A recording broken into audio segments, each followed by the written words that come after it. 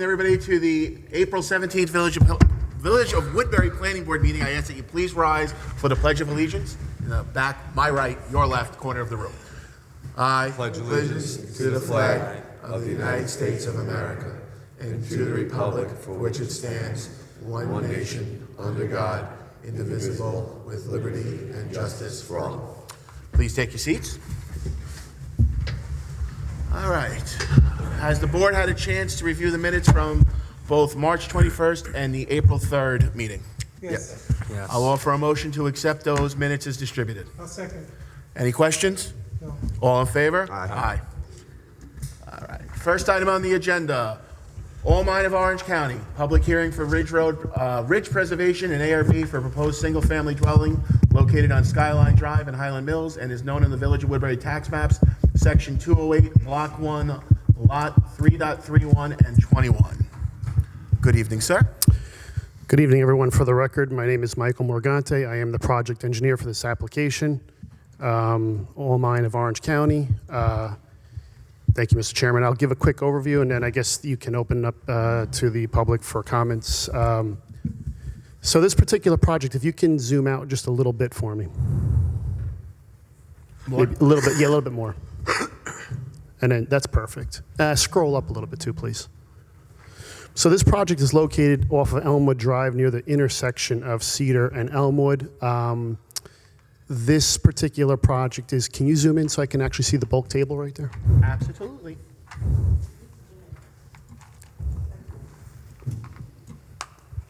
So this is in the R1A district. We're proposing a single-family dwelling on this particular property. Essentially, at this point, we have met all of the bulk table zoning requirements for this particular project. Mr. Chairman, if you can zoom out a little bit. We're proposing, and then that's perfect. Yep. We're proposing a connection, a driveway connection over here on Elmwood, which would cross over this village right-of-way that's shown right here into the subject property. That driveway would come up and serve this single-family dwelling that's shown there. This particular. Sorry, we don't have any arrows. I can't see this. I don't have arrows, sir. You can come sit up front if you'd like. It'd be nice if we had some arrows. So again, driveway circles up, comes and serves this particular dwelling as shown right here. This project will be served by municipal water and sewer. We understand that the village is under a moratorium for water right now, so moving forward with the project, we will ultimately probably approach the village board about that moratorium. But it's a single-family dwelling, two-car garage underneath. Again, driveway shown there. We are traversing a drainage ditch that's shown here through the middle of the driveway. We've prepared stormwater calculations to ensure that the water that flows through that particular drainage ditch can cross underneath that proposed driveway with the culverts that we've designed. The front yard essentially will be shown right here from this particular property line to the front corner of the building. You have the rear yard behind and two side yards. Again, we meet all the bulk table requirements. The project in itself is pretty simple, as I've shown. We're actually here for more or less an ARB application because this particular property sits above a certain elevation, which requires us to come to the planning board for architectural review board and ridge preservation. Otherwise, this would be a particular plan that we would submit directly to the building department for residential site plan approval and ultimately the construction of the single family dwelling. If you can go to the next page, we'll just take a look at the grading a little bit. So as you can see here, we've got the driveway comes in. Again, here's that culvert that crosses underneath the driveway through that drainage ditch. Driveway comes up, connects to a garage here. We've got a front porch here with a deck. We've got a little deck for the second floor in the rear of the building. And we've got some grading shown behind the property. We've done our best to minimize the grading that's shown. We recently had to slide the house back about 7 feet. In order to meet a front yard setback requirement. And so that's resulted in a little bit of this extra grading is shown now behind the house. And that summarizes the project in a nutshell. If you'd like to go to the architectural plans, we can take a quick look at those as well so that the public can see what the building will look like. Again, front elevation, pretty much standard ranch with a garage under. You got your left side elevation, right side elevation, and that's what the back of the dwelling will look like. Worth noting, we don't need to go through those sheets on the site plan package, but essentially this particular site will not be visible from any of the corridors from either 32 or Route 6. thank you. It's well screened by the topography that's on the uphill side of this, as well as the topography and existing dwellings and vegetation that's on the downhill side of this. So at that point, that concludes my presentation, and I can turn this over to the board if they'd like to open up to public comment. Before we go to the public, Jim, I know H2M has a few comments. Thank you. We've reviewed the materials submitted, and we just want to confirm that the lot width and frontage, the building inspector has determined that they are legally pre-existing non-conforming. Encroachments, the driveway for the neighboring property at 28 Wellwood Drive is in conflict with the driveway of the applicant's proposal.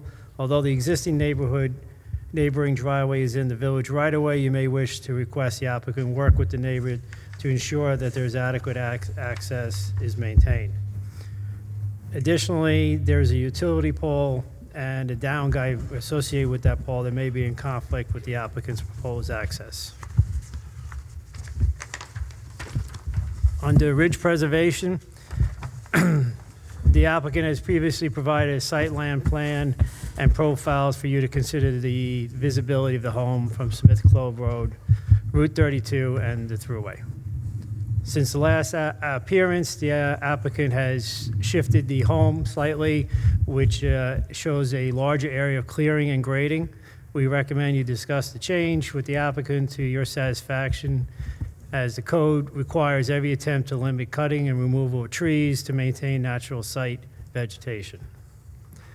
At the last appearance, the board requested the house driveway and limits of disturbance be staked out for you to review in the lieu of the tree survey.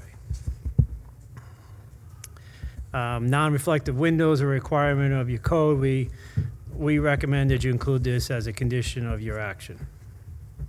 Under ARB, we have the following comments. We note inconsistencies in the gross floor area listed on the ARB form and plans the applicant should revise. Under the table of living areas, based on the area indicated on the floor plans, the subject home is 240% larger than the smallest home and 44% larger than the largest home. Under utilities, specifically water, the service line is now shown to be 230 feet long. The projected water and sewer demand should be updated to reflect the current proposal. Under sewer, the projected water and sewer demand form should be updated to reflect the current proposal and signed by the applicant.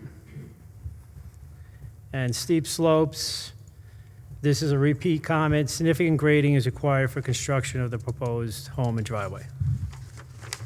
That's it. Thank you. Any questions for Jim? Okay. I'll go to the board for comments.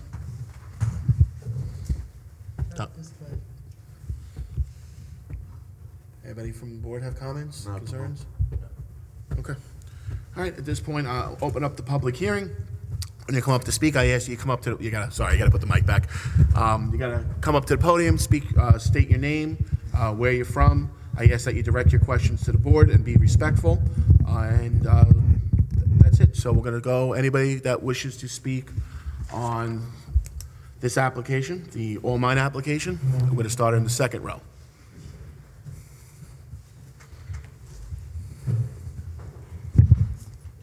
Raul Lopez, Highland Mills.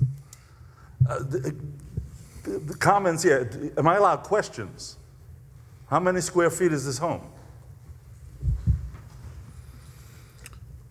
I will pull it up for you. The application is actually available, it has been available on the village website for review, but give me 1 second. It's 2,692. Thank you. I just pulled it up by internet slow, yep. When I first, I could be wrong, when I first moved here, I was understood that up there where we are on the hill, on the mountain, you had to have at least 2 acres of land. Is that right? Or am I wrong? I'm This sorry. has been considered a pre-existing non-conforming property. What does that mean? I'm not smart. That the property does not meet the requirements, but it was rezoned after the new requirements went into effect, so the original zoning is still allowed to be used there. There's no street up there. What do we plan to do there? And while we're putting in a street, I guess that's where sewer comes into effect also. So the sewer got to be put in, sewer system has to be put in. There's no sewer system up there, is there? It's served by municipal water and sewer. There is. Yes, Thank you very much. you're welcome. Next row.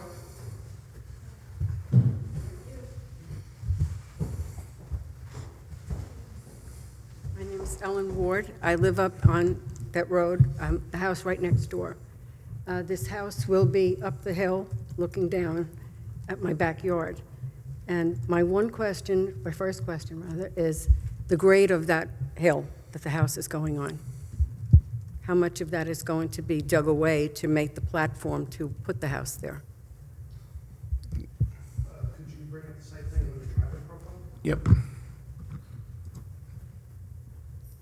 This one, right? You can work off of this. That's the grading. This is a 5% grade shown right here. We're doing the best we can to work with the existing contours of the land. If you go to the last sheet, actually, Oh, the sheet above it? the very end, right there, one more back. One more down? Keep going back, please. Okay, no, go back to the very last sheet, should be the driveway profile. It should be in the last few sheets. Scroll back from here to the, I'll tell you. That's the second to last. That's the third to last. Oop. That's the letter. Go back one more. Try one more. Before that. Keep going. Really the first page. Yeah, I don't have, that's the only, Okay, well, let's go back to the grading. the grading? Okay. There it is. Go back. Go back to there. All right. So as you can see right here,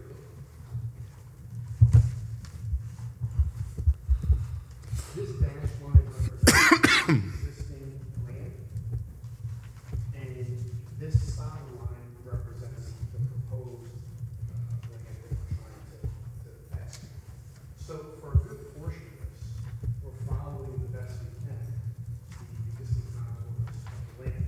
This is that area where you have that drainage swale, so that the land kind of comes down, there's not much we can do about that. But the driveway ranges from 2% up to 5%. So it's not going to look or be very steep in front of this particular wall. One will sit back up on the hill, and try to take advantage of the contours of the land as best we could, try to have the driveway follow the land. So we're not losing a tremendous amount of fill. We sat the house up and back on that particular elevation. It would help us to achieve this particular grade. Well, I saw where the markers were put, up into the hill, ribbons all the way up. They go up pretty high, and the hill is very steep.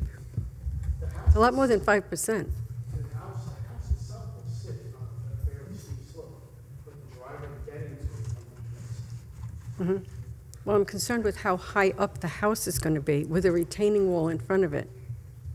The retaining wall in front of it, I believe, is about 4 feet tall. So it's not an unusually large retaining wall. And there's only a retaining wall required, a small one too, under 4 feet tall. Can you go to the grading plan for me? Yep. There's a retaining wall proposed right here in the front, right in front of that drainage ditch, just to give this particular house some kind of a front cover, is really the purpose for the retaining wall. And then again, over here, we just have a small retaining wall, ranging between 1 and 5 feet, so that we don't grade off the land on the property. Those are the only retaining walls that are shown. They're not, this one's only 51 feet long. If we scroll down, you should have a label here. That one's about 49 feet. So It's not excessive amount of retaining walls, more of an excessive. It's an excessive climb up to that house, though. It's very steep. And there's a lot of shale in that hill. It's steep from the back of the house. It's not quite as steep in the front. When I saw the markers, it is, because my land is right there, right after the swale. It's a steep area. It may look steep where the house is, but the lane leading to the house is down. I know that part is, where the driveway is, yes, but the house itself, once you get up on that hill, it's very steep land, and it's a lot of shale up in there. And it doesn't drain well. It drains, too well, let's say. That's why I have 2 sump pumps in my house, because of that flow. And if the flow doesn't go through, We're building a ranch, slant up a ranch. it's a bi-level, it's not a ranch. It's a violent type of ranch. Well, it's quite a tall house, because it's raised up because of the land there. So sitting up on the hill, maybe 20 feet, and then the other height of the house is going to be quite a blockade, let's say, to the hill. Okay. And the swale that you, well, that's a swale, the drainage ditch, your solution for that, to not clog it up and let it back up into our properties? We have the culvert, which is a big pipe, that will cross underneath the driveway location. And I've prepared calculations that will be used by the village consultants to determine how much water crosses through there, so that the size of the pipe. Well, right now, that drainage ditch is about 6 or 7 feet wide. And it runs behind several homes, runs down to the property you're talking about. And you're going to funnel that into one pipe so that it then doesn't back up?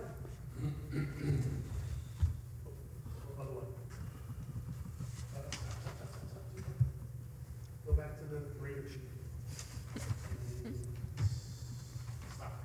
Oh, okay, you want to go, yeah. So it's, what I've got shown right now is. I should have figured that. 18 inches, okay, and it's like 6 to 7 feet wide. So how are you going to divert the rest of the water? The water, as it comes into this area here, will have, so we have what's called a flared end section, so it's like a wide end of the pipe that allows the water to get funneled into. Okay. Now, we have to maintain that ditch, all of us who live there. We have to clean it out, get all the debris and leaves and everything out to keep it from clogging up.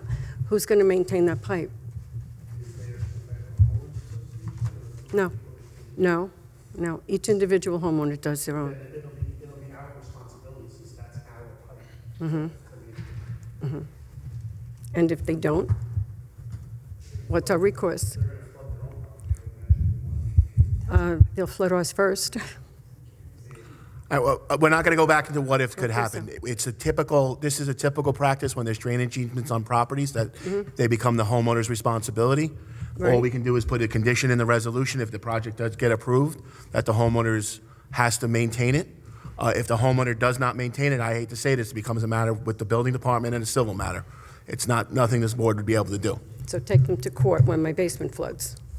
I don't have a better answer for you than that. They would be responsible for maintaining the ditch just like you are now. Okay? And is this a flag lot? Is there a what? Is this a flag lot? It goes in, and the building lot is over to the left. Yeah, it's an irregularly shaped lot. It's narrow in the front and widens towards the rear, yes. Isn't that considered a flag lot? I've never, In some codes, I'm not sure that your code. calls our it. code doesn't have that. We don't have that in our code. But typically speaking, a flag lot is 25 to 50 feet. This is 100 feet wide. It's shortest. Yeah, we don't even, Woodbury zoning code doesn't even make reference to that. We define it, but there's no, I'm sorry. Woodbury code defines what a flag lot is, but it doesn't provide any special regulations for a flag lot. Okay, I thought they weren't allowed, though. Nope. Doesn't say that they're not allowed. Really? Well, I'll have to research that. I thought it did.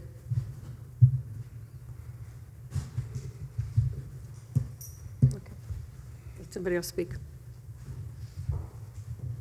What row? 1, 2, third row? Fourth row. Fourth row. Anybody else wishing to speak? Yep. Tucker Gray, Highland Mills. I just want to touch on, this gentleman said they're working the best they can with the slope and this and that. Best they can is not a good enough answer in my eyes. It has to be up to code, obviously. Just because you're doing the best you can, it means it has to be done, and it has to be done right. The drainage point is excellent. You're going to say, oh, it's up to the homeowner. So if the homeowner doesn't do it, and it backs up and it floods our property, you're telling us we have to go through the dance of civil suits. It's not a village-maintained drainage But why ditch. should we be put in that position where that possibly will happen? There's a lot of And things. the size that of the house you're building, size of the house you're projecting, and the water that's going to come off of that mountain and into that one pipe. And if they don't maintain it and we get flooded, oh, we have to go sue them? That doesn't flow with me.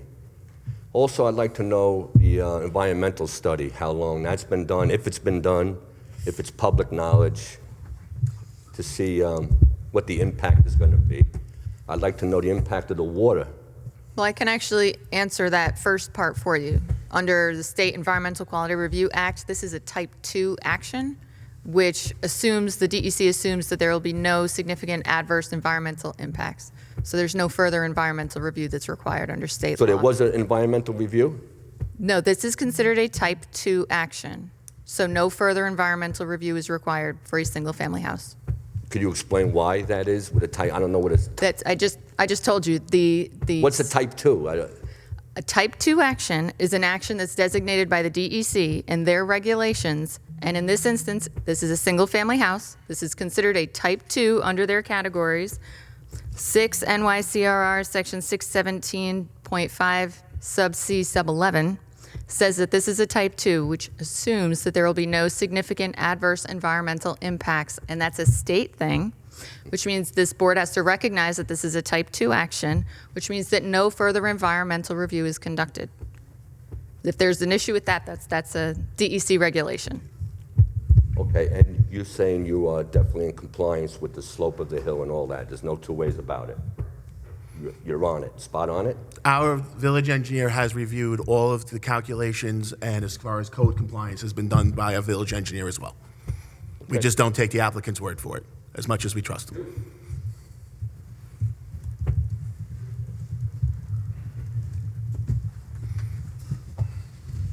Good evening. I am Donna Coviello. I am the neighboring property right next to this, as Ellen pointed out.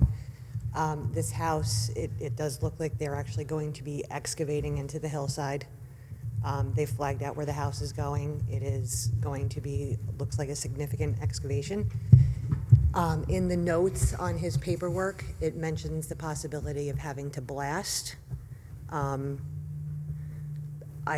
don't know if anybody else is okay with the prospect of blasting into a protected ridge under a land conservancy. I'm thinking that might not be a terribly good idea. As many people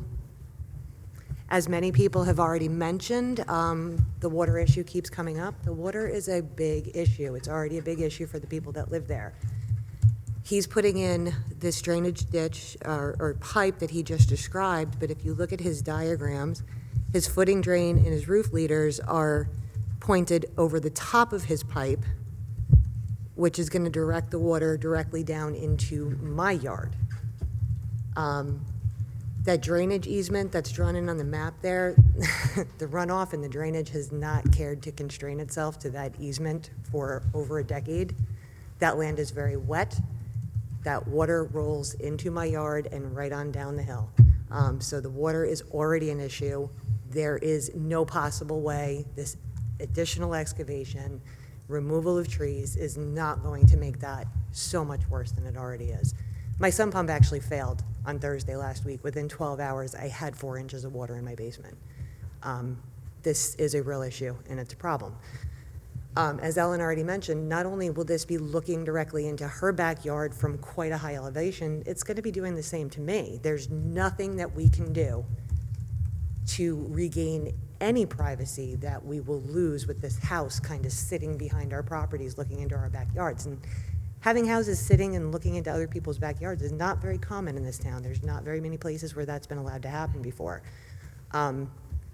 having some level of privacy in our backyard is something we hold very, very dear, and we are really, really not okay with that. I would like to ask the engineer if he would be okay with this if this were his property. Excuse me, questions can't go to the engineer. I can't, okay, I'm sorry. I apologize. So the blasting is an issue, and as I already mentioned in a rather extensive letter I sent you guys last week on behalf of myself and Mrs. Ward, we are definitely questioning access to this property. There's a long history of some weird things that happened, and there may be a possibility that I own some of the land he's entering on. I don't know yet. We've requested information from the town 3 times. We have not gotten the documentation that we're specifically seeking. I don't know if we're choosing the wrong words. Tried again today, but that access to me is very questionable. Can I respond to that? Could you scroll up to the regular site plan? Access is an issue that has been a concern for this project. If anybody recalls, it had previously been proposed to go up and then down the old Skyline Drive. They actually have, Mike, can you just kind of point out where the right-of-way line is? Out? Yeah, a little bit. Zoom out just a little bit. A little bit more. And then we gotta get that one. Okay, that's good. I go left, right? Yeah. You got it. So if you can watch where my finger is going, right in there, that's the right. So that's actually the village's right-of-way off of Elmwood. So we have taken a look at that. Where this driveway is accessing is directly onto the village's right-of-way. That also does happen to be the location of your driveway. So Okay. your driveway is primarily in the right-of-way. Okay. We did extensive research with the town to make sure. As is Ellen Ward's driveway. Well, Ellen Ward's driveway is also in the right-of-way. The majority of driveways in a municipality, they have to go from their property line to the road. So at some point, they're in the right-of-way. Hers just is, the part that is there. But yours is like width-wise more in the right-of-way. Hers just accesses the right-of-way. Okay, and at what, I'll reserve that question because I am still conducting my own research on Yep. the situation. Okay, for right now, I will accept that. Okay. Thank you. Thank you. Anybody else wishing to speak on this application? I'm sorry, can I speak again? Sure.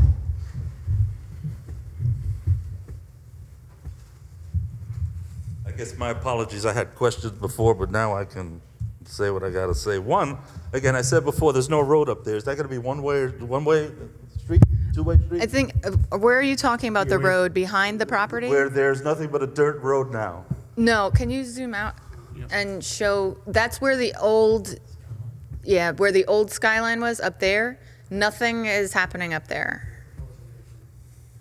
So the prior application for this actually went around the bend, like if you were driving, went around the bend, then turned left, and then went where he's pointing.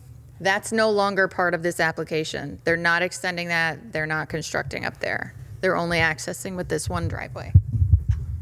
3 things I know for sure. This thing's being built on the side of a cliff, it seems. Second, you're gonna ruin the neighborhood. You're just gonna ruin the whole thing. And as far as Tuck is concerned about an environmental study, type 2, whatever, that seems like we're doing the least that we can do. For the board, that is the state regulation. Anybody else wishing to speak on All Mine?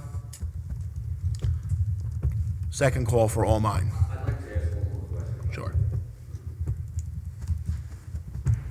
So the only access to this house is going to be the driveway, is that correct? It's the only thing they're looking for approval for. And how long is the driveway going to be? I don't have it memorized. Because I'm a little concerned about the firefighting. Now, the firefighting equipment, how's it going to get in? How's it going to get out? It's about 270 feet. 270 feet. And how far is that from the nearest hydrant, do you know? If you scroll down, scroll up, I'm not sure I have any hydrants located. Has this been taken into consideration, the firefighting for this house, if it catches fire? Fire, police, and EMS have all been given the application for review, and none of them actually had any comments. No comment, or they haven't reviewed it? No, they had no comments on it. It's been sent to them twice for review. So they're saying there's no problem? They take no exception to it. They have no problem fighting a fire there? No. Okay.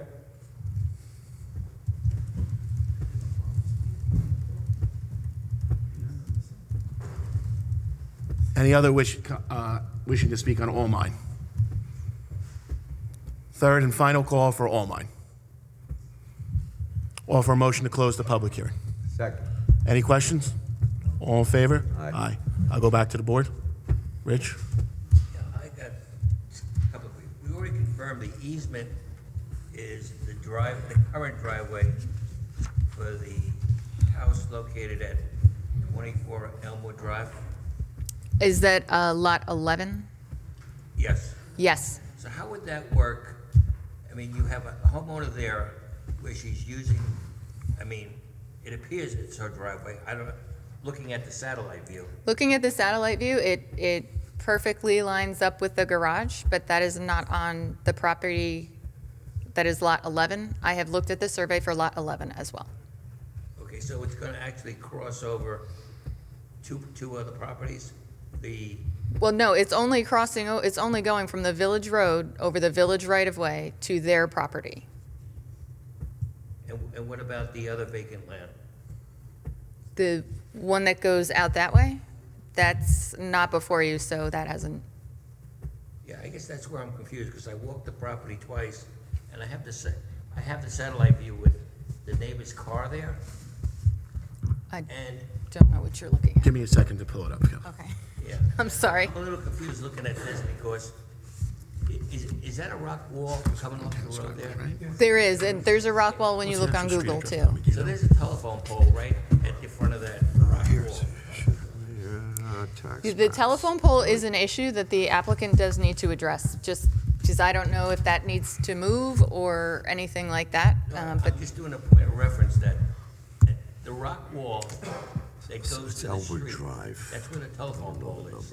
So we're saying that the right-of-way is towards the lot 11.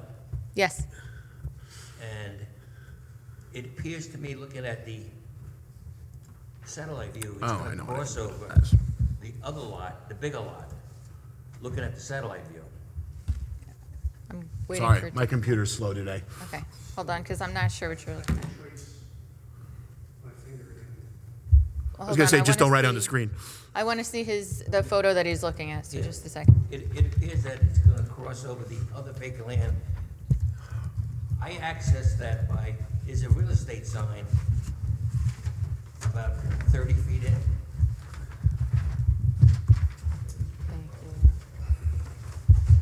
Oh, it's off of Google. The lines on a Google map generally don't always align with the actual tax map lines. So it's not going to cross over the property to the bigger lot to the right. It's not going to cross over 30 Elm, and it's not going to cross over whatever that stick one is out to the left, this one.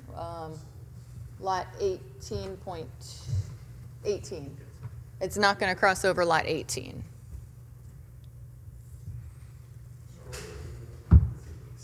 Down? Yeah, so there's that proposed driveway, there's 30, there's 24, is 18 a line? It's the one that goes like out. Oh my gosh, I'm going to point. So I think you're talking about the bigger lot that goes like Yes. that. Yeah. No, it's not even touching that. It's actually coming in right here. They have that much frontage on the right of way. So they're using that. The bigger one goes out this way. Okay. So that's probably So it where. doesn't line up with the area. Okay. And the other question I had, you've been out to the site, correct? You know the real estate sign at the entrance? That I can tell you, I vaguely remember it. Yeah, right there. That's where I walked in, and then you have an orange marker on that tree. I had to wear boots. I mean, it was a dry day, and that's about 50 feet before the culvert. that property seems to me like wetlands. So how is that gonna be addressed? I think what's happened here is there's that drainage ditch. No, this is well before the drainage ditch. But I think I'm saying where that ribbon is. I think there's a location in the drainage ditch where some of that water overflows and comes Yeah, down in this direction. it was very wet. I mean, I sunk about 3 inches where that ribbon is, and your proposed culvert is about 50 feet up the hill from that ribbon. So I'm just concerned, it's very wet, and I just wanna know how it's gonna be addressed. The culvert is 50 feet up from there, but that land is very wet, and that was a dry day. So- I also walk that area, and I observed the same thing. So I'm talking about 50 feet before the proposed culvert, and it was very wet. So it has to be addressed as well, is my point. The second thing is, the height of this house is, how high? About 30? I believe it's about 27 feet. I think I have this. Yeah. And my only, can the rooftop be seen when you're walking on the open trail? That's my only concern, because that trail is so beautiful, and I don't know if that house, that roof is gonna be seen when you walk along that trail. No, when you walk along, The trail in the back. yeah. If you walk along the trail in the back, you can see all the existing houses as well from the trail. Oh, when I walk, I couldn't see any houses. I'm not talking about the entrance or Faceta. Yeah, there's a house on the corner. We had this conversation last week, so Yeah. if we can go to the site plan, Yeah, in the grading, I'll show that. Just zoom out. yeah. Further out? Yeah. So here's that dirt road we're talking about. That dirt road actually crosses into our property. Right. So the height of the house, The height of the house here should be about 27 feet. So if my garage floor elevation is 772, I would be about that'd be about 800. So 800 contour is right there. okay. So the top of this roof will be in line with about that contour. So you won't be able to see it. We have to clear back here, right? We have to clear for the grade, so I Yeah. can't tell you that we're not gonna be able to see it. Okay.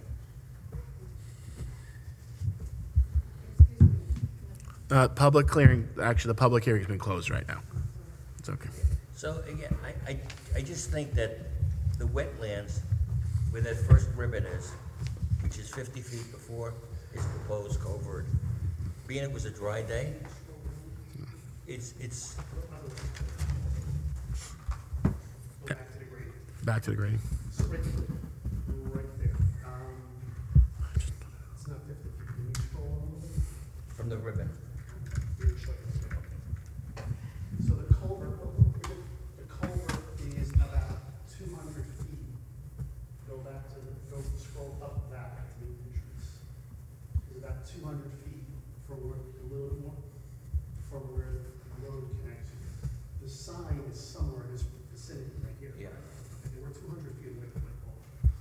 I'm telling you that there's a low spot in here. I noticed that the drainage ditch it loses its shape right around here. And that water comes down and it just starts to spread out. This culvert would actually help to alleviate that because it'll collect this water in this location, it starts to fan out, and it will continue to route in that direction. Okay. Anything else, Rich? I'm good. And it's very evident, as you can see the difference in the contours here. They're a lot flatter versus the contours back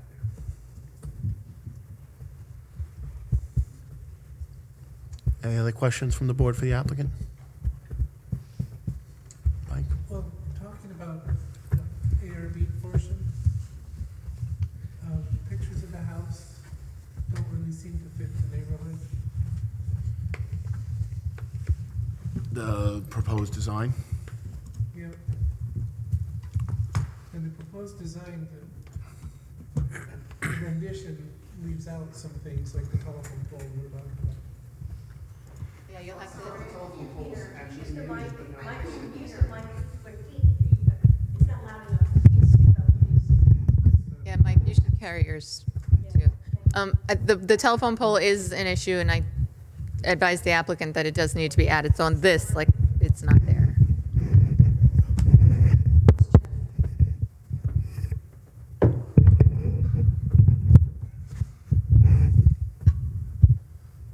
We can certainly show the pole on the rendering and we can, I'm talking into it. Can you hear me? Okay. We can certainly show that pole on both the site plan and the rendering. That's not an issue. Because we can't tell if that's going to be an issue where the driveway. It's right near the stone wall, so I'm thinking it will be. So when we show that, we might have to just move that driveway slightly to avoid that pole. Okay. Any other feedback from the board? Go ahead. Yeah, I think going back to the ARB portion of it, you know, looking at the sample locations and other homes in the area, I do think that this home and how it's designed doesn't really, you know, it's pretty dissimilar to everything else. And it just kind of feels very different. Okay. So, hold on. Yeah, I don't think it fits in with the neighborhood. So this would be the comparables in the 300 foot. So this is where we'd be looking at homes. Can we take a look through the ARB and some of the photos I provided? Yep. This one, right? Actually, not that, but I want to see the actual list of houses that are nearby. We took some photos and the tables. There we go. So what seems to be 209 Skyline Drive, I wouldn't say is completely dissimilar. This is an older neighborhood. I mean, we certainly cannot construct small capes. That's not what the applicant really is interested in doing here. I mean, they're proposing here. This is a bi-level here. This is a bi-level here. I mean, we're proposing bi-levels. I wouldn't say that this is completely dissimilar to what's in the area. I can't focus on Cape Cod type homes on this.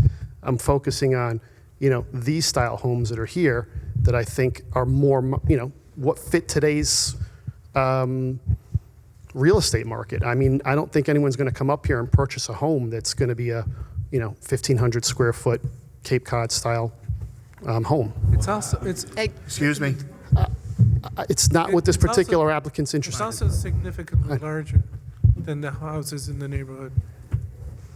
It's only a 2,700 square foot house, and maybe again, these are a lot older homes. This is almost a bungalow, not a bungalow community, but it was an older community that was probably, you know, people from the city came up to the Catskills at the time. We are the foothills of the Catskills.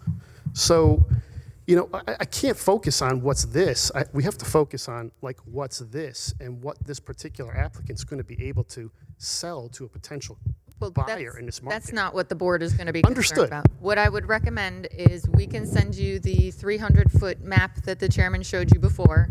You can take a look at the homes that are in there. And I think what you're hearing from the board is what is proposed is too excessively dissimilar.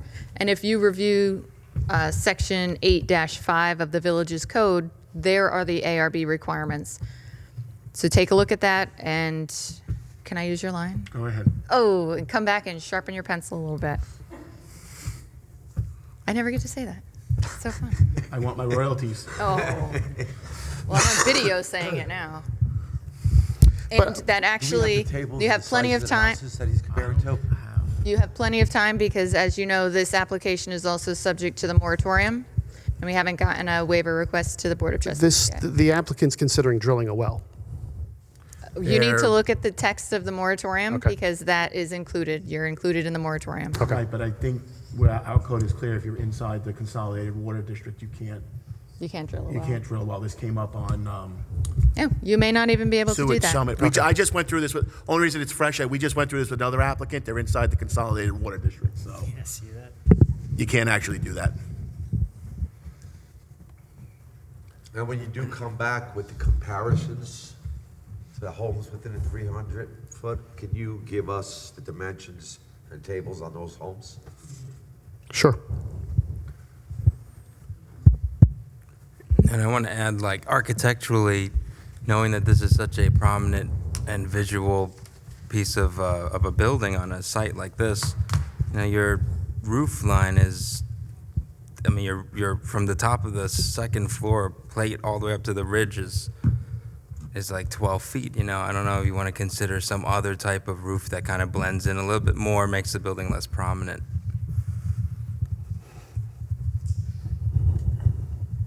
We'll take a look at that.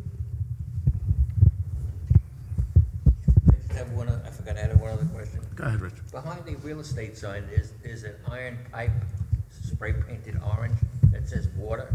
Is that where the water pipe is? That's probably that's probably a curb stop, would be my guess. Let me take a good look. Yeah. That's right behind the real estate.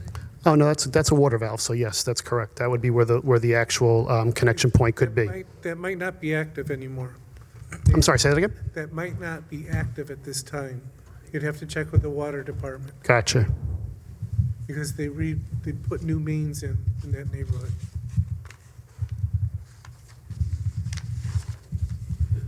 Any other questions from the board? Good? The moment. No. Kelly, anything to add? No, I got to stay on Jim? No. Okay. Mike, any questions for us? I think you got your feedback. We'll make sure I'll have the building department send this over to you tomorrow. Okay. So you know what to work with, okay? Yep, super, appreciate that. Yep, no problem.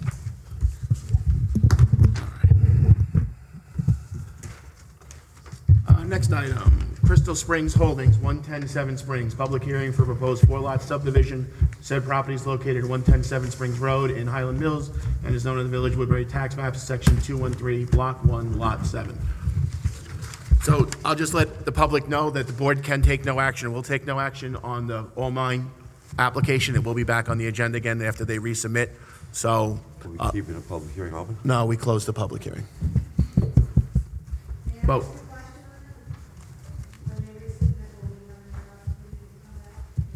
no.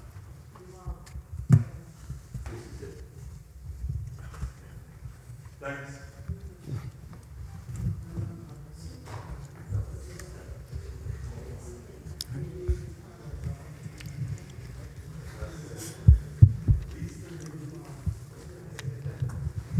Give everybody a minute. Give everybody a minute. I know, it looks so bad.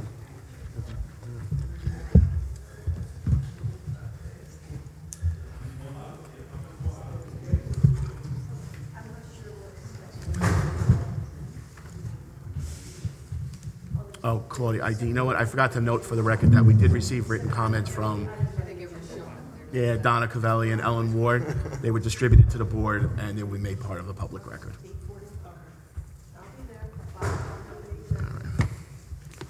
All right. 110 Seven Springs. OP5? I'll let you know when I see it. Let me close these out. Give me a second, or else I'm going to end up in window. Yes, I agree.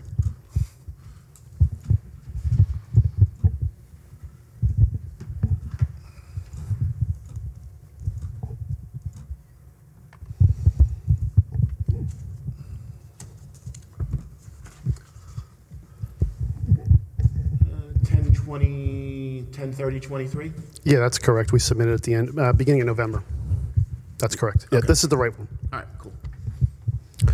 So if you want to go to this, let me see, you got the drawing index up. So go to sheet 3, page 3. So this particular project located off Seven Springs Road, what we're proposing here is by the way, for the record, my name is Michael Morgante, project engineer for this application. We are located off of Seven Springs Road here. If you can zoom out just a little bit so I can take a look at the zoning bulk table. Yeah, I'll bring it up. Yeah, we should have invested in those touchscreens. So, Mr. Chairman, what works for me is if you press the control button and you use your mouse wheel, it's so much easier to zoom in and out. Oh, look at that. You can control. You learn something new every day. Yeah, it's much better than, and then what I'll do is I zoom way out and then go through the pages by just clicking the button up top. It makes it a lot easier to get to sheet by sheet. So maybe zoom out just a little bit because I think I got 4 lots. I want to be able to see that table as well. Okay. So we're in the R2A district here. I believe we meet all of, there may be some things based on previous comment letters that we have to do in terms of adjusting this bulk table, but essentially we do meet all of the bulk table requirements for this particular project. It's a simple 4-lot subdivision. If you zoom out now to take a look at the actual development, we met with Orange County Department of Public Works at the very beginning of the project before we actually ever submitted to determine the proper location for this particular road as it relates to site distance. And this was the actual location that was established. It provides adequate site distance for residents from this development to turn out onto Seven Springs Road, making both left and right. We have a small cul-de-sac that's shown here. If I'm not mistaken, it's approximately about 700 feet long, 600 to 700 feet long. We've got 4 single-family dwellings that are proposed. We've got a existing Army Corps of Engineer wetland that's shown in this particular location on that parcel. And we also have a portion of a New York State DEC wetland that's located in the northern portion of the site, and the associated 100-foot adjacent area is shown along with that. We've got various existing site features, stone walls, rock walls, all of which are remaining to the greatest extent possible as it relates to this particular subdivision. If you scroll or turn to the next page, that'll be a blow up. This is just a larger view of that particular subdivision and cul-de-sac. That's that Army Corps wetland we showed in the front. These are the 4 dwellings. They're typical size, about 30, 35 feet wide, 40 to 50 feet long. And so that, again, is just the closer, larger scale view for the public to see. If you can go to, I think probably the second sheet past this one. Yep, grading utility plan. Go to the next one because it's a larger view. There we go. So again, for each individual home here, we're proposing a septic system and a well. Those individual septic systems the soil testing for them was reviewed by the building department from the village of Woodbury. We have designed these particular septic systems in accordance with Orange County Department of Health regulations, even though this particular project does not need to go for approval to the Orange County Health Department. We have catch basins located along the roadway at appropriate locations to capture any runoff that's associated with the cul-de-sac and the road that ultimately are collected, and then at these 2 last catch basins down here on the southern portion of the site, it'll enter into a discharge culvert with a riprap apron at the end of it that'll discharge that runoff from this cul-de-sac into that Army Corps of Engineer wetland. This is generally the natural flow of water to begin with on the site. All ends up in that particular wetland. It's just a low spot on the property where water seems to collect, and over the years it's become a wetland. So if you can go to the next sheet. This is just, again, a slope analysis to show the portions of the site that are encumbered by steep slopes. This was something that was required per the village code so that we could determine usable and net lot areas for each of the lots, again, which we comply with. And if you can continue to the next sheet. We put together, this is an extensive set of plans, very, very detailed. We put together cut and fill diagrams and analyses for this particular project. You can continue to scroll through. This is the cut and fill analysis and soil disposition plan. So we did was actually showed locations for depths of cut of fill, depths of cut and elevations of fill, I should say, on the site, quantified everything so that the board can understand the quantity of soils that would need to be removed from this particular project. If you can go to the next sheet. We prepared driveway profiles, road profiles, all in accordance with village code. If you can continue to scroll.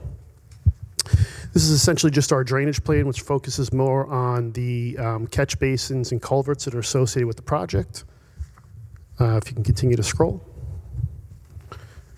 So again, we put together detailed drainage profiles for construction purposes here with drainage plans that are located above it. And the next few sheets will continue to show that, so you can continue to scroll through. We're proposing reinforced concrete pipe on this due to some of the depths that are associated, plus the fact that that's a village requirement. We've got an erosion sediment control plan shown here. So this particular project does not trigger the threshold for a full stormwater pollution prevention plan. We fall under the category of preparing just an erosion and sediment control plan, which is what you show here. What we will submit as part of the hopeful final subdivision approval will be the actual erosion sediment control plan report that would accompany these plans. If you can continue, and one more thing, if you can go back to that previous page and just zoom in, I'll tell you what the disturbance is, limits of disturbance on the site. Should be at the bottom of the page in this portion right here, right underneath the title page. So if you just go that way. Go the other way, Chris. Go to the left. We're disturbing about 4.85 acres. So if you can zoom out and go to the last few pages. And these are all just supporting construction details that are associated with the erosion sediment control plan, construction details for a septic system, all of our soil testing results, a county highway detail with all the required work zone signage and other essential details for the project. And if keep scrolling, I don't know if there's another page or do that. So as you can see, it's been thoroughly engineered. It's been thoroughly reviewed by the village. And that summarizes my presentation. And I will turn it over to the board and their consultants if they've got any questions and concerns before they open it up to public comment. Sure. Does the board have any questions for the applicant? No. Okay, Kelly? I just want to jump in before Jim here. One of the things that was raised at your last meeting was the Part 3 EAF, and you authorized the drafting of a negative declaration. Between that meeting and this meeting, we had noted that the applicant did not respond to question 9A and did not respond to question 4 in the document. So this public hearing will have to remain open because you still need those items to consider and to close seeker before the close of a public hearing, since this is a subdivision. So with that, I will turn it over to Jim and direct Mike to please provide those additional materials. Can we, do you have the, I don't dispute what you're saying. I just can't believe I didn't do that because I specifically asked our EAF. It didn't go over 9A. There was a lot of information on groundwater that was submitted separately, but no part in the EAF Part 3 that really summarized the groundwater section that you submitted. So from a standpoint that I am not Louis sitting next to me, you'd need to put in something for a person that's not an engineer to understand in at least the EAF narrative for groundwater, and 9A wasn't addressed at all. Okay, I'll make sure I discuss that with our planner. I appreciate it. Thanks. So just to be clear, there is something there, but it needs to be conveyed in more of a layman's terms. Is that what we're saying? Double check. Well, I can't tell you if the groundwater stuff that you submitted is good enough to then be converted into layman's terms. Take a look at the groundwater information that you provided and then put something into the EAF. There's no narrative in the EAF Part 3 that concerns groundwater at all.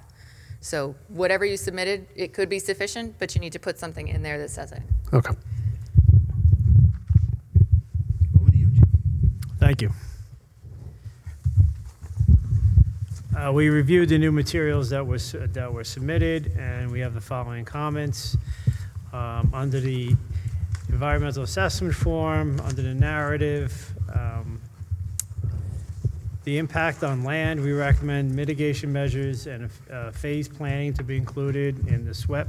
I know you said the SWEP was not required, but the erosion and sediment control is part of a SWEP, and that's required. It is over an acre disturbance. I'm sorry, I couldn't hear you. It's over an acre disturbance, so you are required to do a SWEP, not the one for water quantity, not the 5-acre disturbance. It's in a SWIP that includes erosion and sediment control methods Yes. only. Yes. So I typically prepare But it very. isn't called a SWEP. It's required to be I filed agree with with the you. state. That's a misstatement. So I agree with it's a that. SWEP that has to be filed with the state, and you are required to do that. Agreed. Okay. Impact on surface waters, underground infiltration chambers and detention facilities are not proposed. Accordingly, the language should be amended to be consistent with the applicant's proposal. The applicant discusses settling basins, and the plan suggests this is a temporary basin during construction, so that should be clarified. Agreed. EAF or plans should be clarified to that actual intent. Part 3K, the Orange County Health Department, you noted that they have approval, but it's to understand, unless there's a unique design consideration, the review and approval on a local level by the planning board and the building department is needed. This language should be revised to reflect that appropriate authority. That will change the language. There's no need for Orange County Department of Health approval. Correct. Agreed, yes.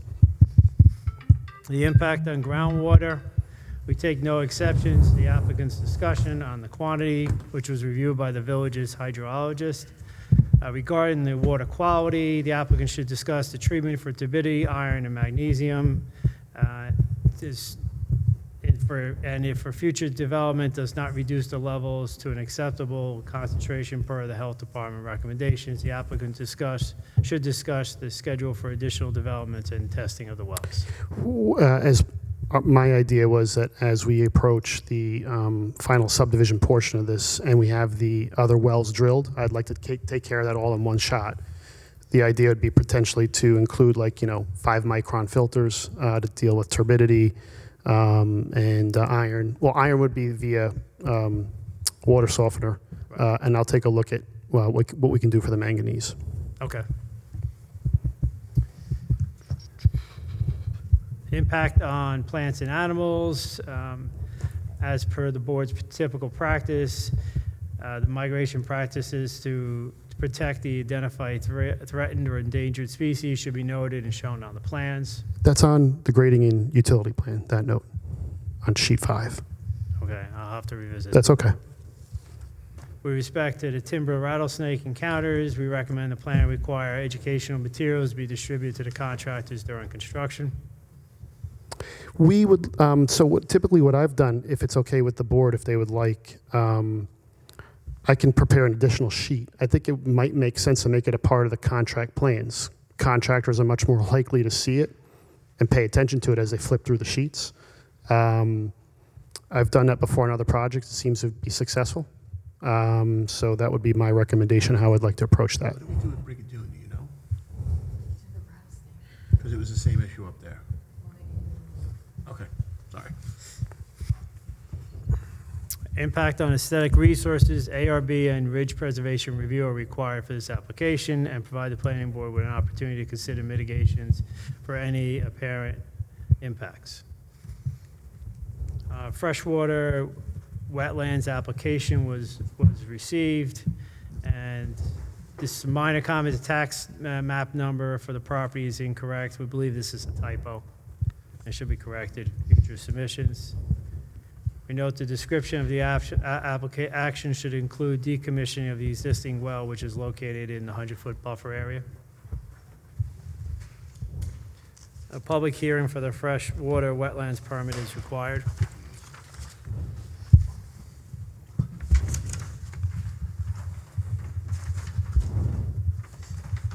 And we recommend you consider the criteria in the code for the wetlands application and making your decision after public hearing has been held and closed. The board may stipulate any appropriate conditions of the permit if authorized. The code requires a permit, authorized inspections, expiration dates, notification of construction commencement, and display of the permit on the construction site. The board may require a restoration bond. We defer to council as to the form and if the planning board determines if this is needed. That's it. Questions for Jim? No. Could we do the freshwater water permit public hearing, and because we have to extend this public hearing? Yeah, you anyway. can renotice it. I was going to suggest that. So for the 15th. Well, it depends on when Mike thinks he could get stuff in. But before we get to that, I just want to say you just did one for Highland Mills Center. You didn't issue the, obviously, the approval yet, but in your negative declaration, you talked about timber rattlesnake and what should be done. And you said that barrier fencing, as per the DEC's approval, would be designated by the engineer to be placed along the periphery of the construction. And CES, that's their person. They compiled a DEC-approved timber rattlesnake education and encounter plan that is to be provided to the contractor at the time of construction to follow and adhere to protect construction workers and snakes during construction. So, So maybe the plan and having it another sheet. Yeah, I remember the fencing, I remember too, from, it was done in Brigadoon too. They put the, That one didn't. but usually Fencing. fencing's required when you have something that's approaching an incidental take permit. I don't believe we're anywhere near that in this particular case. So I've never, for a project this small that has timber rattlesnake potential habitat on it, ever proposed that fencing. That fencing is extremely expensive. It's my opinion that the education plan that I would include as a part of the project plans would be sufficient for this particular project. I mean, if this is something the board absolutely wants, we will have no choice but to provide it. I just want to be practical in what we consider for this and not place an undue burden or cost on an applicant for a project of this size. So for Brigadoon, what I have is for you, there was other conditions, but one of them was that they needed the snake fence. So the other option is for the applicant to reach out to the DEC and get a letter from the DEC saying that it's not needed.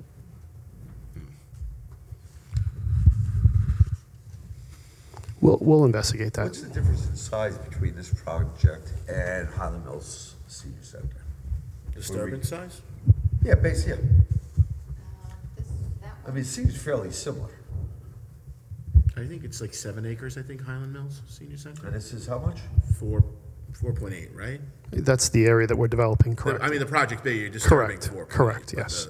the- And very close to the road. Snakes are less likely, it's not quite their habitat, but they're less likely to travel, I think, towards, I still wouldn't want to find one. no. I mean, comparing this to Brigadoon, I'm not sure that's a fair comparison, but if No, the- Brigadoon is yeah. much bigger, but the Yeah. other project, I mean, listen, if we're gonna start doing this with projects, we should keep it consistent. Well, that's what why I was bringing it up, because we've done it 2 other projects, We- we've been consistent. Yeah, so. we take no exception if we find a snake, we have a snake monitor, and it gets removed appropriately. That's part and parcel, and that's common practice. They're going to remove it appropriately if they run into a snake on a construction site? I got to tell you, I've had this argument with the DEC before. If I've got an excavator building a road, I can't imagine that snake's going towards the excavator. If it is there, they're gonna- Can't imagine that. They don't like vibrations in the ground, that's for sure. They usually go the other direction. But there's no arguing. They have a one-size-fits-all kind of approach, the DEC does, and that's what you do. Anybody else have feedback on the snake fence? No opinions? Like I said, I do think we should keep consistent. No, I don't disagree. I agree with that consistency. Yes, no, maybe, want to think about it. The public hearing's staying open tonight, so. Yeah, I think the DEC maybe should, What was that? the DEC should make a suggestion. Okay. That's fine. I think we can wait to make a decision until the DEC fine. comes back with something. I mean, it sounds like the board's leaning towards obviously wanting it. So if that's what you want, we'll provide it. Okay. It's fine. I think Well, confirm with the DEC if they recommended it or not. I think that is there. Well, he can confirm it, but I'm pretty sure that's. If you're able to get something that says you don't need it, let us know. If not, it would be a condition. That's fine. Okay. Because you might not be able to get a response back from them. That's my only problem is that I don't know how long it'll take for me to get a response back from the DEC for something like this. So it But probably. the good news is you are still subject to the moratorium. They've got time. And as far as before, again, I know we have to go to the public, but just taking care of some administrative stuff, the Freshlands Waterland permit. So how quickly would you be able to turn that around? That's in. That's in. It's in? Yeah, but it I didn't, I think it's in. Because I thought we were having a joint freshwater The notice didn't have it because it wasn't in time for the notice. So Okay. for your next one, we'll renotice and we'll include the freshwater wetlands. And if anybody on the board, when you check, you didn't get it, let me know, I'll resend it. Or I'll send it, period. I didn't send it in the first place. I gotcha. So we didn't submit it in time? No, you did. Okay. Well, no, not for the publication, but we received it.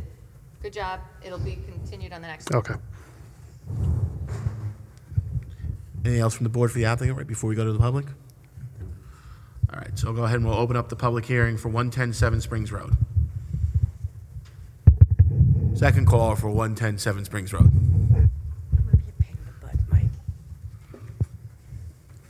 I was trying, Maria Hunter, Highland Mills.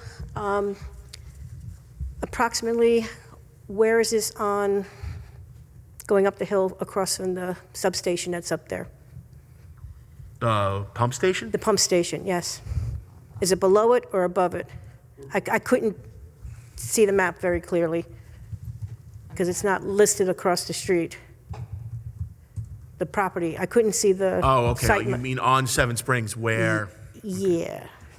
It is, who can get it first? Because I was looking so at, if this is on your right, probably about 500 feet further is Millvale Lane. correct. Okay, you need something more than that? I thought that was The pretty. pump station, which is on the left side of the road. Oh. All that vacant land that's over there with the beautiful fenced-in pump station, Okay. is it below it or above it?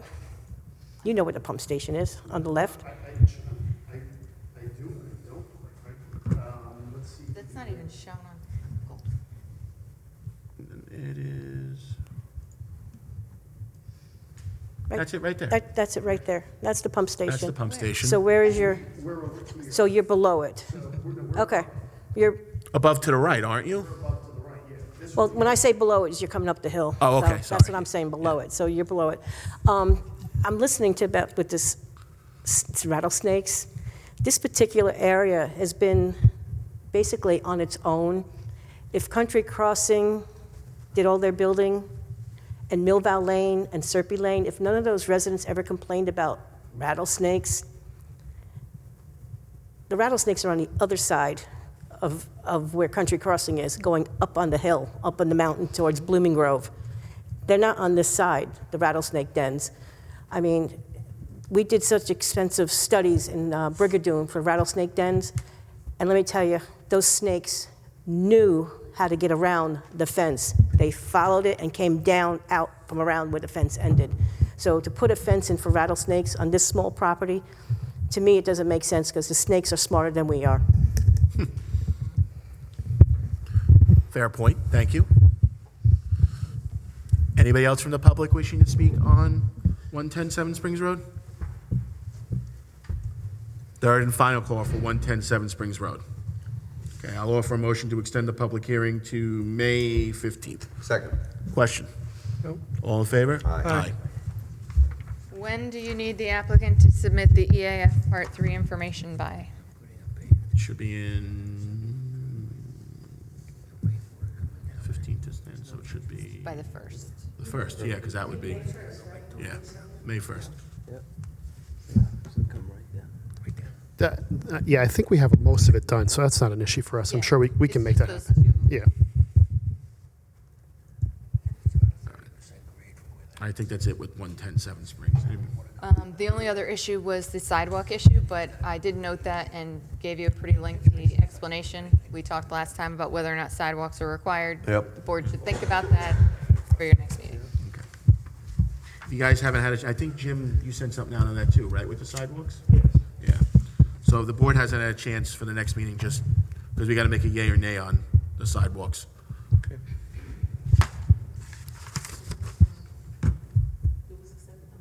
It was extended to March 15th, May 15th, May. May.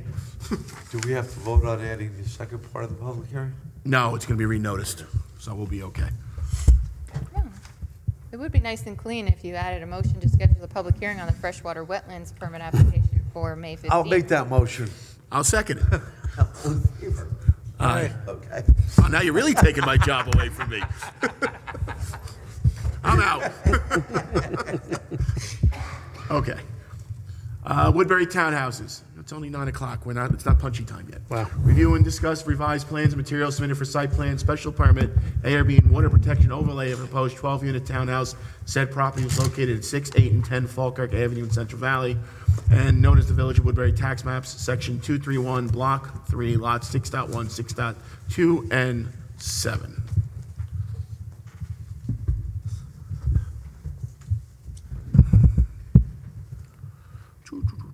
You are here.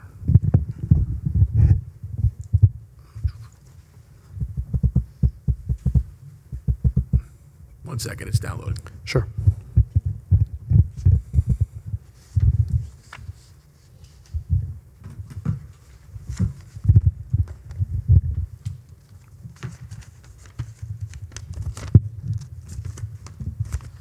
Okay, go ahead.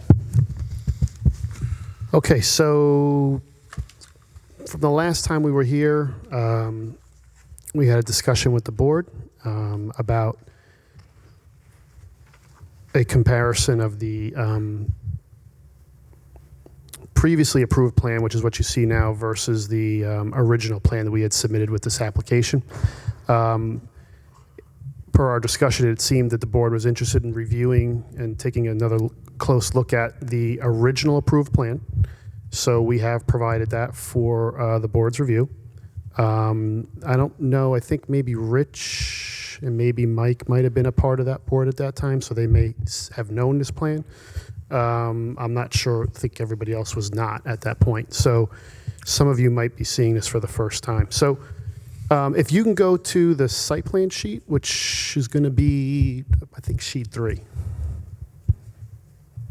No, that's the erosion sediment control plan. You went very, very far.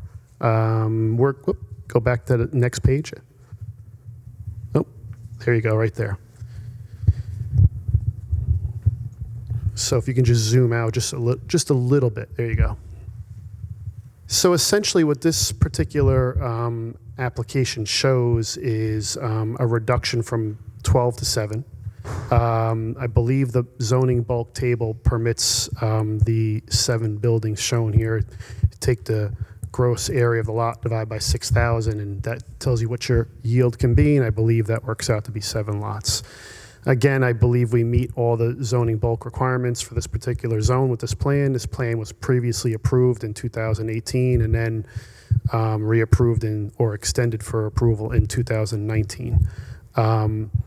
So as you can see here, when it was approved, the riparian zone regulations were not in effect at that time, but we worked with the board at that time knowing that those regulations were going to come pretty soon to try to incorporate some design that would meet the spirit of what those wetland regulations would include.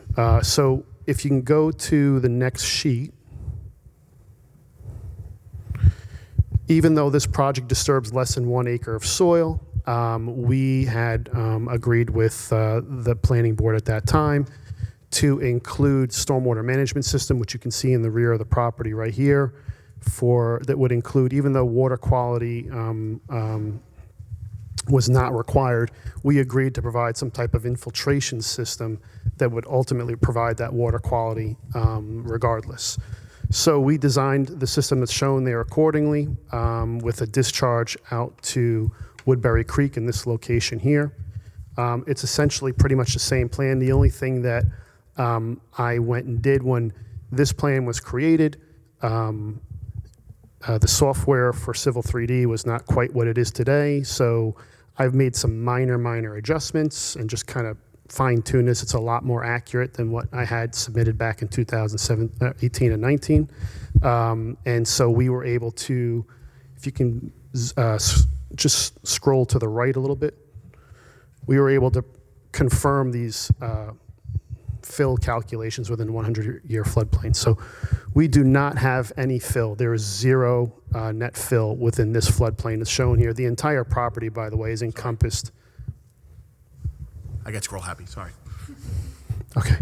The entire property is encompassed by the 100-year flood zone.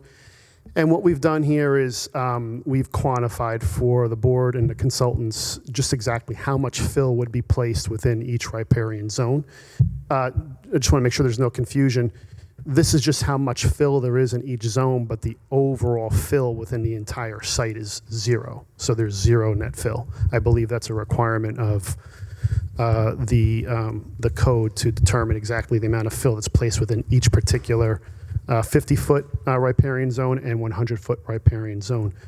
So again, in this particular plan, we have a stormwater system located to the rear of the property. We have sewer lines that come out into the parking lot. And we have water service lines that are coming in at the rear of each particular building. We, as shown on the original plan we had submitted for this particular project, show 8-inch water main extension from essentially the intersection of Smith Clove Road, just past the frontage of our property. As it's obvious as I'm explaining it, this project would be served by municipal water and sewer, even though right now the water is in moratorium.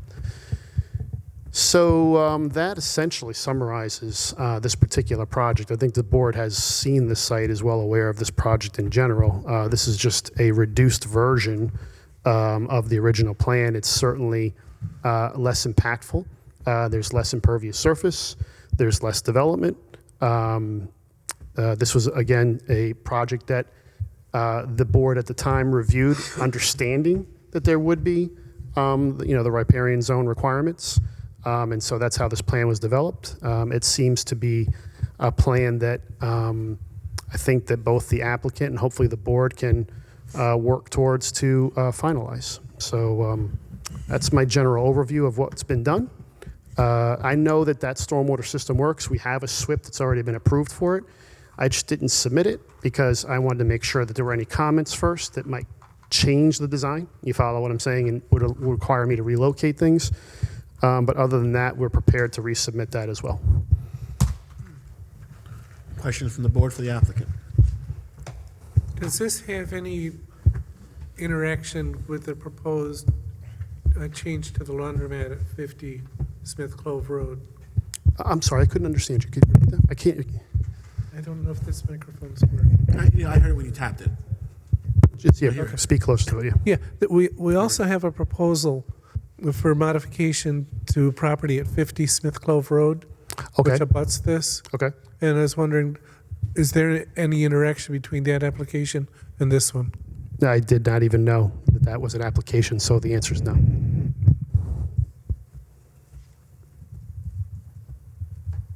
Anything else for the board? No? Okay. Jim? Thank you. So the materials have been reviewed, and these are following comments. Under bulk, we confirm that you comply, but there's a slight error. It might be a typo where you have the lot area. You listed 10,000 square feet, where 42,000 square feet is allowed, which you're in compliance, but it should be changed. Under site plan, utilities, the applicant proposes connection to municipal water and sewer. The village is currently under moratorium for water supply. We defer to council regarding whether this is applicable in this case. It's applicable. And given that it's applicable, we will wait to execute the projected water and sewer demand form until this is resolved. Since the project is in the riparian zone, the plan is missing the table of sewer inverts as that was previously shown on the grading and utility plan. Under water, the new 8-inch main, although not previously provided in approved drawings, we recommend profiles be provided as well as road restoration details and plans so that we can confirm that it has proper cover. Yeah, we take no exception. I take no exception almost every. I may have a few questions when you're done, but I don't have any exceptions to your comments. Okay. Stormwater, the provisions of the water quality protection overlay allows the board to require a SWEP. The floodplain, water, Woodbury Creek and wetlands on or adjacent to the site. You may wish to have the applicant prepare this SWEP document to include post-construction stormwater management practices in addition to erosion and sediment control measures that are proposed. The SWEP should support the design of the stormwater management facility and confirm water quality, volume, and runoff reduction standards are met. The grading and cut and fill, the previously approved plan said included floodplain fill calculations. The applicant has just stated that there's zero net, but we'd just like to see that on a set of plans. So I'll do my best. I'll have to figure that out. This is a discussion I had with Natalie too. I mean, because I'm using Civil 3D, it gives me a printout. So I did those calculations by hand. I can't get the same accuracy. You follow what I'm saying? So I'll maybe discuss that with your office to see how would be the best way to kind of present that information. Okay. Under the water quality protection overlay, mapping, the applicant plan shows Woodbury Creek wetlands areas and the 50 and 100-foot buffer from the creek. The limits of the surface water features should be confirmed and certified via a survey. Protection activities throughout the overlay zone. Under fertilizers, the code requires no fertilizers may be applied in the riparian zone. The applicant's plan should prohibit application of fertilizers within the riparian zone. Snow removal and salt application. We recommend the applicant confirm whether bulk salt storage is proposed and whether snow storage on site is adequate to show a location for the same on the plan. Yeah, we won't be storing salt on the site, and I can place that note on the plan. We'll identify snow storage areas. Okay. You say you will be storing? No, will not. Yeah, we don't have room for it. There's nowhere to put it. That's a small site to store salt for, too. So. Exactly right. Yeah.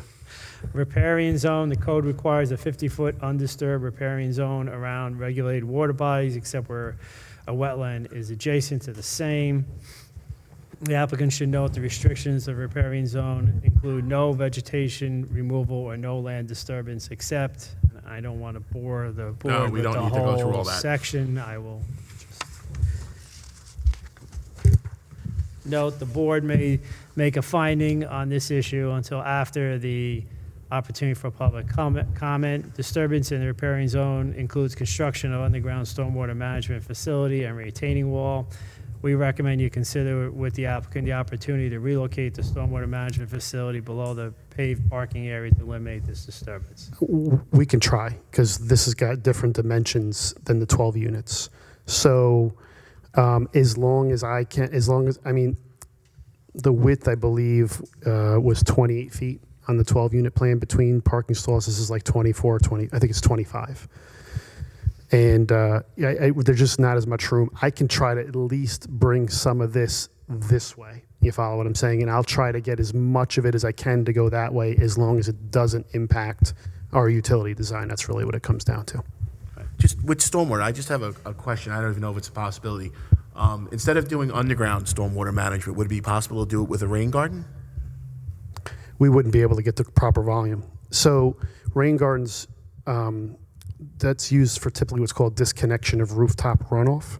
You normally design them for anything more than like a 90% or maybe even a 1-year storm. In this particular case, I'm trying to handle a 100-year storm. So rain gardens wouldn't be an applicable. I think Jim would probably agree. It's not an applicable. It has to be like a water quality. Not an applicable technology for, unfortunately, this. Otherwise, I would consider it.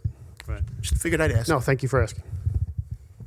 Under the buffer area, the code requires any development and/or construction proposed in the buffer area require a building permit and shall require a special permit and site plan approval from the planning board.